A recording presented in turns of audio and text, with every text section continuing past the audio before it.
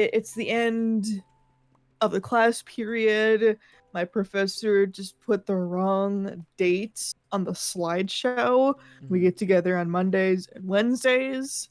And she put Thursday on the board, and she's like, whoops, that was a mistake. That was for my other class. Oh no. Very sorry about that. And fucking just Giebs over here, as soon as like everybody else leaves the classroom and shit after class is over, I'm still packing up my shit. And he's like, so if we're not meeting on Wednesday, then when are we meeting?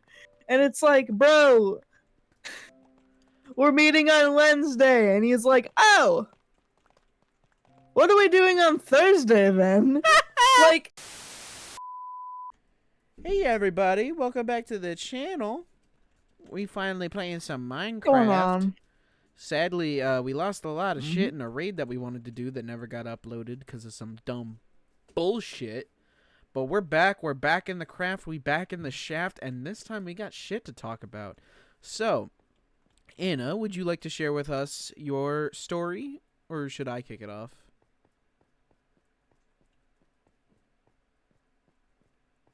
Watch her internet. Okay, I want you to start with yours. No. I want you to start because I feel like mine is only good once we're a couple stories in. Okay. Like once you like ramp it up a little bit more, I think it needs some of that energy to come with it for it to really be good. All right, I got you. Because if I'm like, oh yeah, this is it, it's like, oh, that's kind of underwhelming. Damn, Anna, that shit sucked. No, I'm kidding. For real, that's it, bitch. That's all you've been up to. Well, okay, so I'm gonna start out with a nice one, and then I can hit you with the hard-hitting one, although I will say that calling it the hard-hitting one makes it sound sad when it's really not. It's actually a good thing. But so as of recent, me and our good pal Ghost In Ghost Out, aka Ian, we have been partaking in a game that has gotten really popular as of late. I alluded to it last time when we were playing Ace Attorney, but Ace Attorney is not really a game where you can like really talk about anything unless you're like talking about what's going on in the game. But so the game is called Helldivers 2. Have you heard anything about this game, Anna? I remember that like Drew was playing it earlier. And that like not much outside of that, honestly, though. Okay, well, I can give you the rundown of what this game is and why it's so damn fucking fun. So, Helldivers 2 is a horde shooter game, much like Left 4 Dead. And the whole point of it is you play as a Helldiver, which is like I guess kind of a super soldier for the one world government called Super Earth. Also, it is Betty Bye time in Minecraft. Could you go to Sleepy Slap? Yes, sorry, I was just like crafting.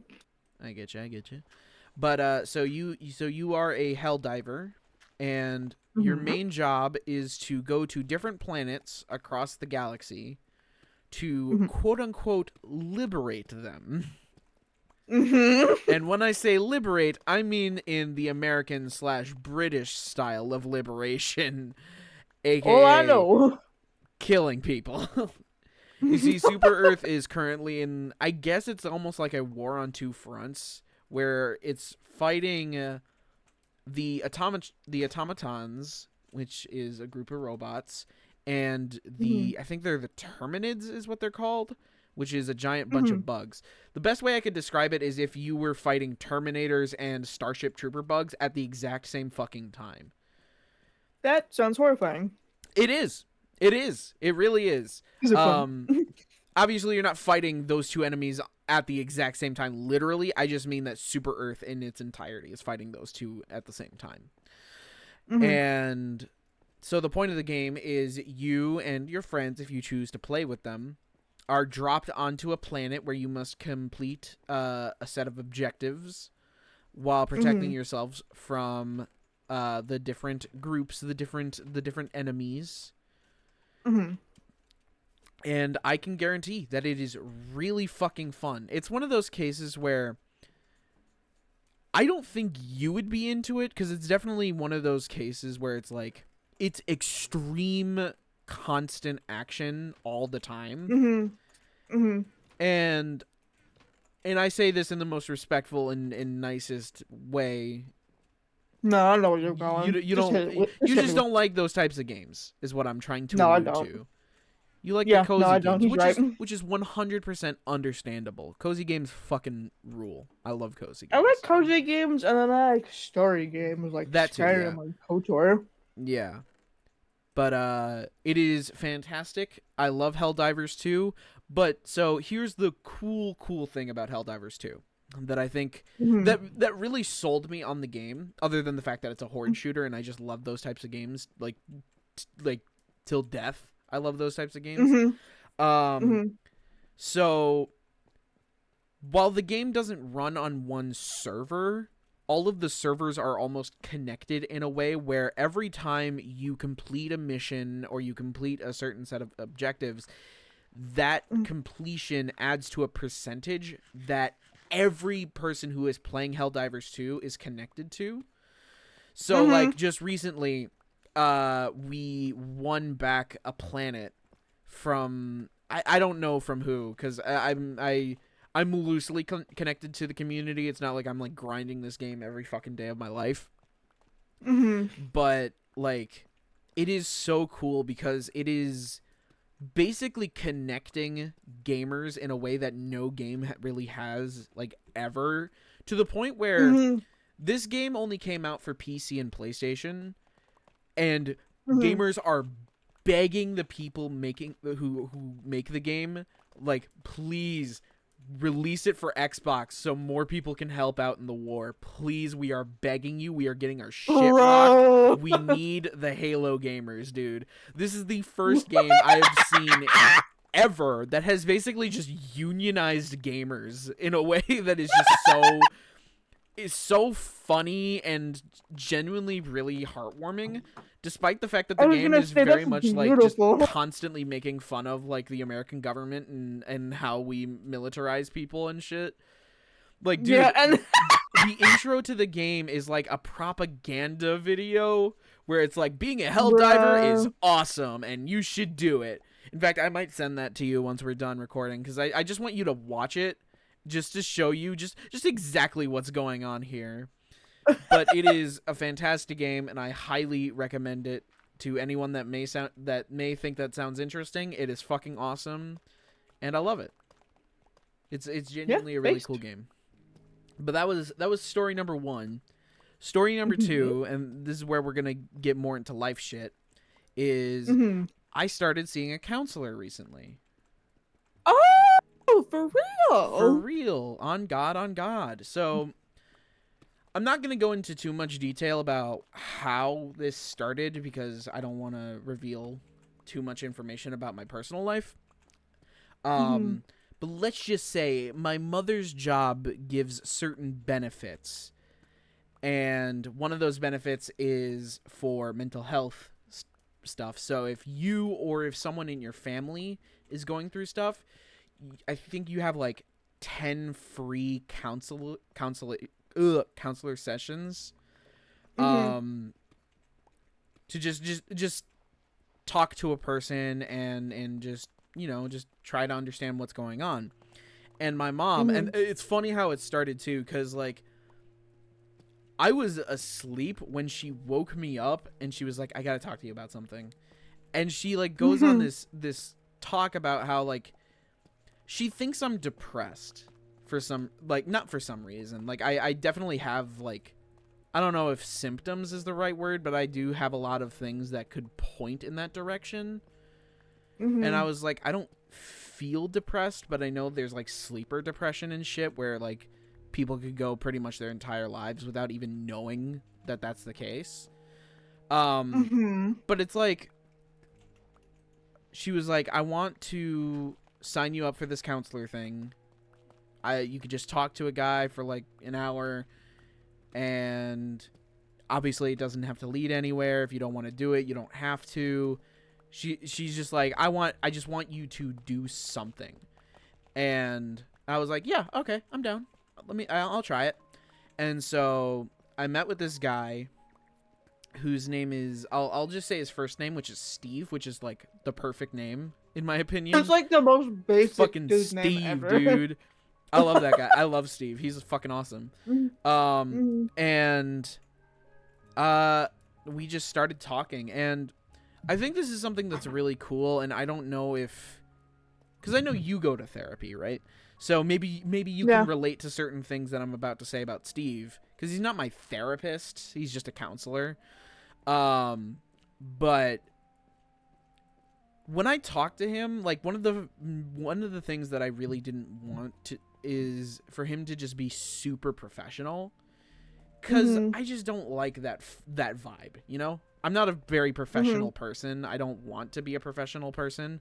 I can fake it. I can fake it till I make it, but I'm not that, you know? Nah, man. Counselors and therapists are usually very personable. That's like their whole thing, is making you feel comfortable around them. So that's part of what they do, and people also genuinely do this for like the love of it. Yeah. So yeah, they're genuinely being cool, being affable. Yeah. Good stuff. So like the first day I met him, we didn't really get anything like super, like I've had 2 sessions and I have another session coming up out sometime, I want to say next week. I could check, but I don't really want to, because we're playing Minecraft right now. But yeah, so I've just been talking to this guy, and it's like, oh, thank you for closing the door on me. Sorry. But when I first talked to him, it was just like we were just talking about the shit that inspires us. He even like, that was another major thing where it's like the conversation felt natural. You know, like that's one thing that I also hear about a lot of people who are hesitant about therapy and shit like that, where it doesn't feel like you're talking to a person. You know, it feels like someone is, like they're just there to help you, which can be standoffish for some people. Yeah, definitely. But the guy I talked to, he was just telling me about himself. Like I didn't feel like I was the most important thing in the conversation. I just made myself an axe. God damn it. I didn't mean to do that. But I didn't feel like I was the most important thing in the conversation, which was awesome. You know, it felt like I was just having a genuine conversation with the guy. To the point where I told him about the Superman thing that I'm doing. And he was telling me about a screenplay that he was writing, or that he wrote like a while ago, where, if I remember correctly, it was scientists had created a new machine that allowed you to go inside of dreams. And if I remember it correctly, it was like someone started having dreams about future crimes that were going to happen, like future murders.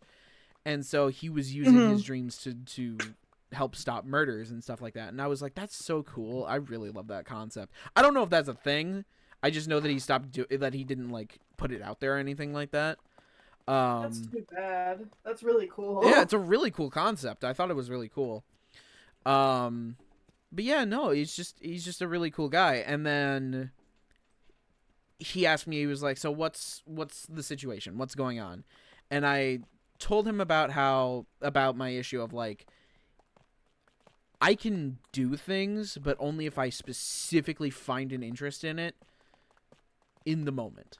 So like, doing this right now, Let's Plays aren't going to help me in my future. These aren't going to get me paid. These aren't going to get me to live in my own house, to become an adult, quote unquote. But because I find an interest in them, I can put in like 110% of effort into doing them, you know?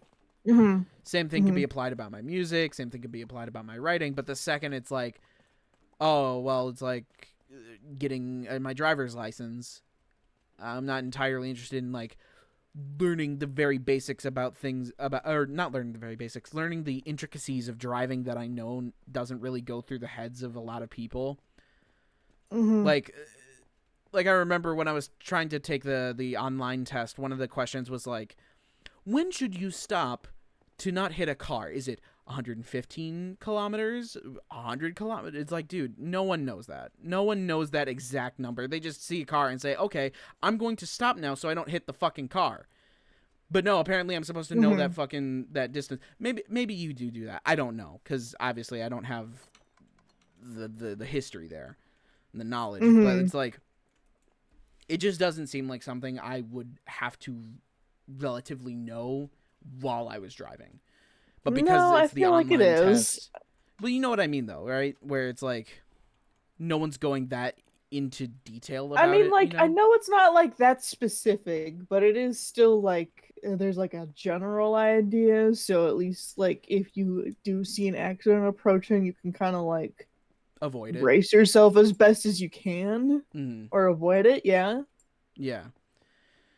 But it's just like, so because I don't want to learn those specific things, I just won't do it, even if the benefit of doing it outweighs like how sucky it is to learn that thing. Where it's like, if I learn the thing and I get that answer right, then I get to drive. You know, I get to take the driver's test, and I get to get my license, and I get to go places without someone needing to drive me.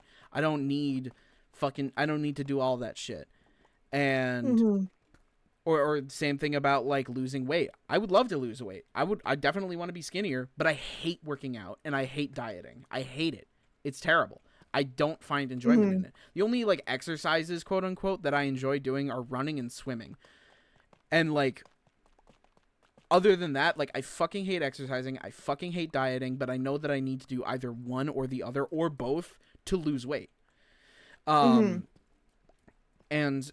he said something really cool that I'm surprised that I never really thought about, was instead of focusing on that negative thing that you don't want to do, focus on the goal more and say like, hey, this goal is really cool, and sure, this sucks, but the goal is cool, so you should keep doing it. And I was like, damn, why the fuck didn't I think about that? What the fuck? I was almost pissed at myself. I was like, what the fuck is wrong with me? Why didn't I see that? like the way he said it, like he gave, like, he asked me, he was like, well, what's your dream car? And I said a Volkswagen bus, or the hippie van, as most people colloquially know it. Yes. And he was like, well, you could look at it like this. Every small thing you do, even if it's just like starting to read like the manual or whatever, or finally finishing that test, that's one step closer to the dream car. And I was like, fuck. Fuck, why didn't I think about it like that? Oh man. But yeah, no, he's fucking awesome, and I love that I'm talking to him. Yeah, he sounds like a cool ass dude. Yeah. But that's the big one. That's the big thing that I really wanted to share. Other than like, it was my birthday recently, but I mean, like, that's whatever. Nah, that's not whatever, man. But yeah, it was recent. Well, when I say it's whatever, I don't mean like it's not important. It's just nothing interesting happened to warrant me telling any story. It was just, I'm 22 now. That's cool, I guess. Yeah. Excuse me. But that's my counselor story, and I'm very glad that I'm doing it. Also, I forgot to put my armor back on. Oh.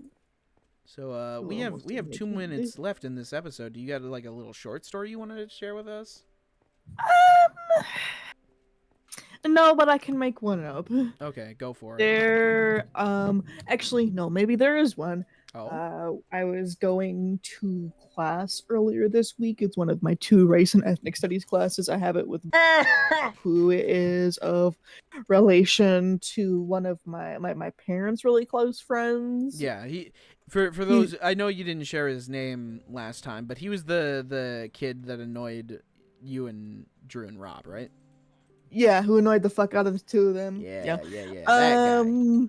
So I have a class with him, and whenever like I see him like in the classroom, I truly believe like I'm just witnessing like an alien species, because he is so unlike anything like anyone I've ever known before. Like, he just has absolutely no social awareness ever.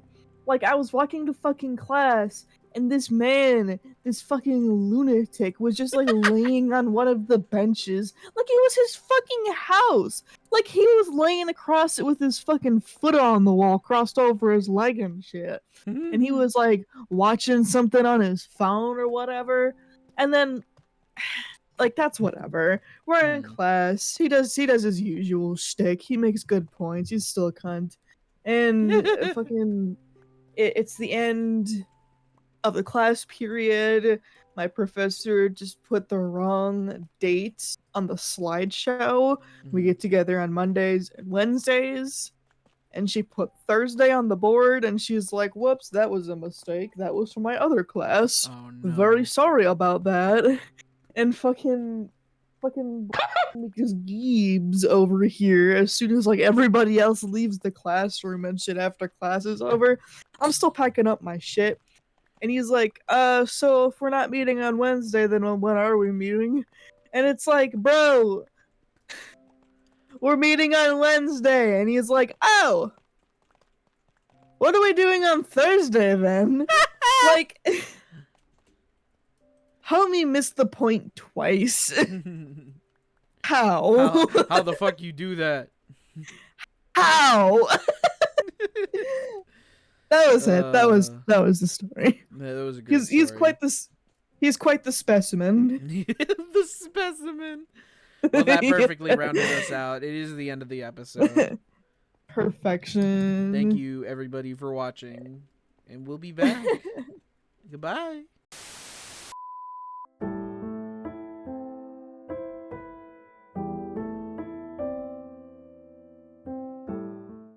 Is 100% an alien sent from his species down to Earth to study us and in hopes of invading us. He's literally just Invader Zim. He is Invader Zim.